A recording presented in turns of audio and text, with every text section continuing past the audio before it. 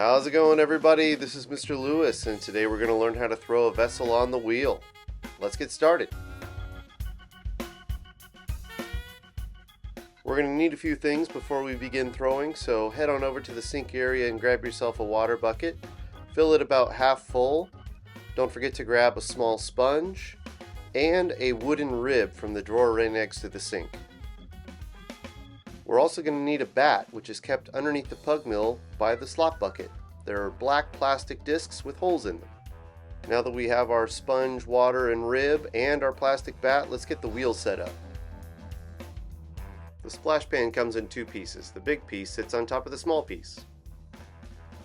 To get them attached, let the big piece sit on the table and slide it up underneath the wheel head. Then the small piece can lock in up underneath the big piece from the other side. Now we need to put the bat on top of the wheel head, find the holes in the bat, and attach them to the bat pins. Put your water bucket on the table. Next we need the clay we're going to throw with. It's over against the window on the small desk. Grab yourself a small piece about the size of your fist, and then pack it into a ball. Don't forget to close up the bag of clay, please. When you're ready to throw, make sure you're sitting close enough to reach the middle of the wheel head and the pedal. Turn on your wheel on the right side, and then clean your bat. Make sure most of the water is dry before you attach your clay to the middle of the wheel head. The first step of wheel throwing is called centering. Start your wheel spinning at a medium speed so the clay can adapt to the pressure you're going to put on it. Lift your foot up off the pedal so the wheel stays spinning the same speed consistently.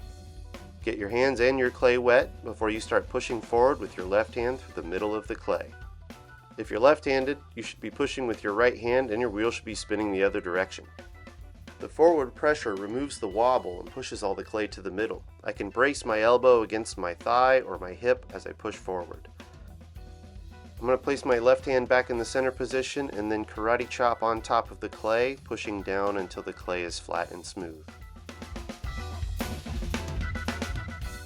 Centering takes time and practice, but if you combine the forward pressure with the downward pressure, you should be able to create a flat-topped hill shape without any wobble. It needs to be as close to perfect as possible. Once your clay is centered, we're ready for opening. Here we go. Add a bit of water to your hands and clay, and then hug both sides of the clay so that you can position your thumb right in the center. Make a small indentation and make sure the clay is not wobbly and the hole is not wobbly before you continue pushing down into the clay. Pull back and check for any kind of wobble or off-centeredness before you continue. Expand the opening by pulling your thumb towards you. This is going to keep the clay in the middle with your left hand while making that opening wider with your right. If everything still looks good, use your foot to slow the wheel down by pushing down with your heel. If you slowed your wheel down, you're ready for the last step called pulling. Okay, here's my first pull. My hands have switched positions. My left hand is now inside and my right hand is now outside on the right side of the clay. I push on the bottom of the clay on the right side and then slowly lift as my hands work together, keeping pressure equal on the inside and outside of the clay. After each pull, I like to add a little bit of water to the inside and outside walls before I do a few more. Here they are sped up and fast forward. Try not to push too hard when you're pulling and try not to pull up too fast. Take your time with this. Now that I've got a nice cylinder to start with, I'm going to clean it up using the rib. I'm going to push the right angle of the rib up against the bat and move it towards the clay to scrape off any extra clay. I can also use the rib to smooth and clean up the surface of my small little vessel.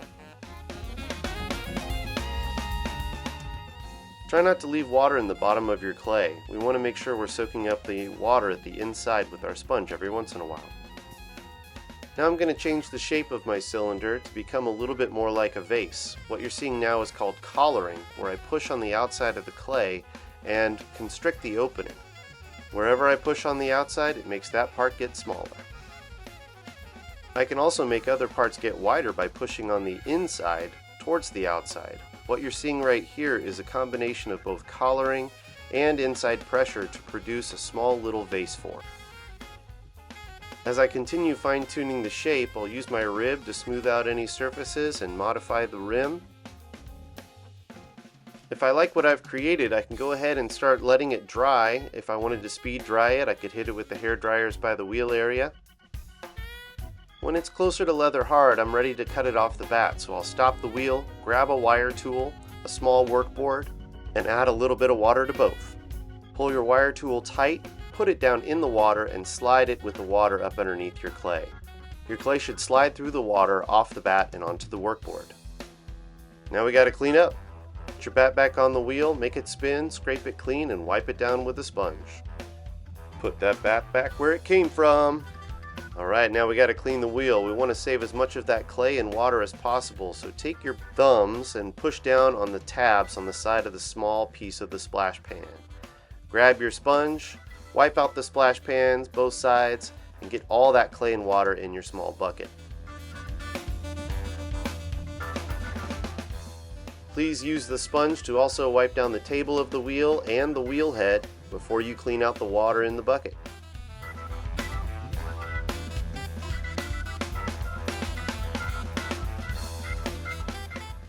Set your sponge and rib aside so they don't end up in the slop bucket.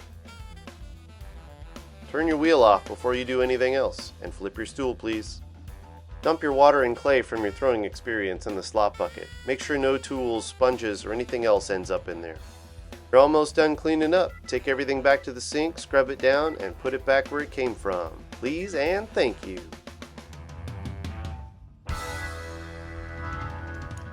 Thank you so much for watching this video on how to throw a vessel on the wheel. I sincerely hope that it helps you in your journey and all the practice that you're going to get here in ceramics.